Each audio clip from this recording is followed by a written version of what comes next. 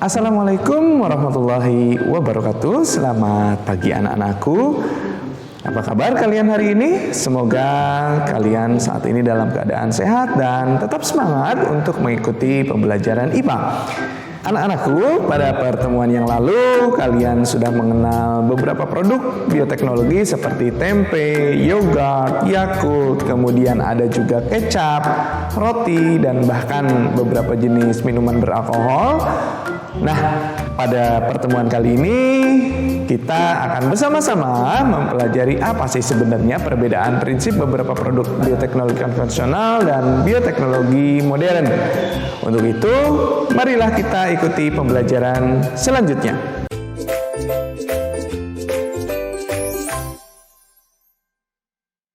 Anak-anakku, pada prinsipnya baik bioteknologi yang konvensional maupun yang modern itu sama, yakni memanfaatkan bahan yang dihasilkan oleh organisme untuk menghasilkan barang dan jasa yang bermanfaat bagi manusia.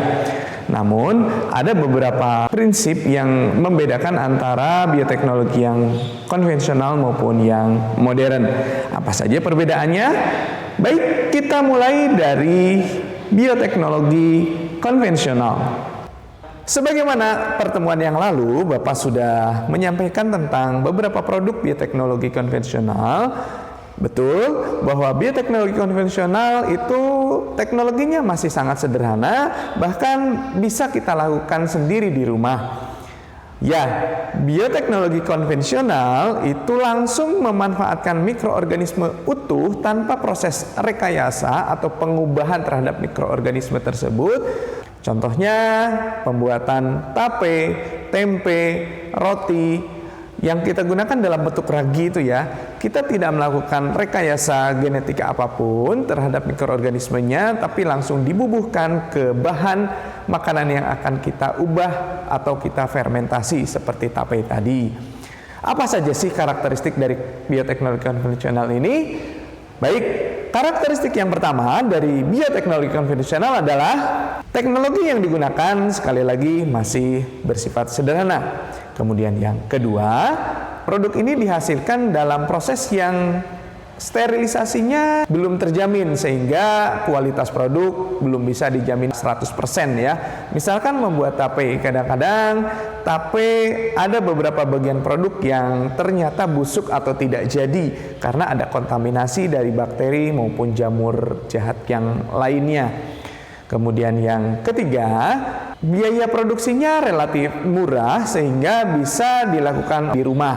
Dan yang keempat, produk yang dihasilkan relatif dalam jumlah yang sedikit. Meskipun saat ini beberapa produk seperti yogurt maupun keju itu sudah diproduksi dalam skala besar. Namun dalam hal ini tetap ya dikategorikan sebagai bioteknologi sederhana karena yaitu tadi prinsip utamanya bioteknologi konvensional atau yang sederhana ini itu tidak dilakukan rekayasa terhadap mikroorganisme yang kita manfaatkan dalam menghasilkan produk tersebut. Lalu apa bedanya dengan bioteknologi modern? Kalau yang konvensional tadi kita memanfaatkan organisme secara utuh tanpa ada rekayasa, sementara itu bioteknologi modern itu jelas ya, dia ada proses rekayasa terhadap mikroorganisme yang digunakan dalam proses menghasilkan barang dan jasa hasil bioteknologi. Contohnya produk vaksin yang sekarang digunakan oleh kita, misalkan vaksin COVID-19, itu jelas ada proses rekayasa genetik. Contoh lainnya adalah tanaman padi golden rice. Kenapa kok disebut dengan beras emas? Nah, karena memang karakteristik dari beras tersebut warnanya emas, warnanya kekuning-kuningan seperti emas. Kenapa kok bisa seperti itu? Nah, golden rice dihasilkan dengan cara menyisipkan gen dari bakteri dan gen dari bunga bakung yang menghasilkan beta karoten sebagai provitamin A disisipkan ke dalam gen padi, kemudian gen-gen tersebut memengaruhi produksi padi sehingga berwarna kuning keemasan, di mana padi tersebut mengandung beta karoten sebagai provitamin A yang sangat tinggi. Ada juga jagung BT ya. Nah, jagung BT ini apa? Jagung BT ini dia tahan terhadap hama. Nah, kok bisa seperti itu? Ya, karena jagung BT itu dihasilkan dengan cara merekayasa gen jagung yang disisipi dengan gen bakteri yang menyebabkan dia tahan terhadap hama yang menyerang jagung tersebut. Nah, itu beberapa contoh produk dari bioteknologi modern. Lalu karakteristiknya apa? Nah, karakteristiknya sebagaimana contoh yang sudah Bapak sebutkan tadi. Yang pertama adalah dia menggunakan teknologi yang sudah canggih. Tidak sesederhana tadi yang konvensional, langsung saja mikroorganismenya dipakai seperti itu. Kalau bioteknologi modern tidak, dia harus ada proses penelitian, kemudian harus dilakukan di laboratorium tertentu, tidak bisa dilakukan oleh orang-orang sembarangan yang tidak memiliki ilmu pengetahuan mengenai genetika. Ya, masih ingat tentunya kalian tentang ilmu genetika ya, karena sudah disampaikan di pertemuan semester pertama lalu. Karakteristik berikutnya apa?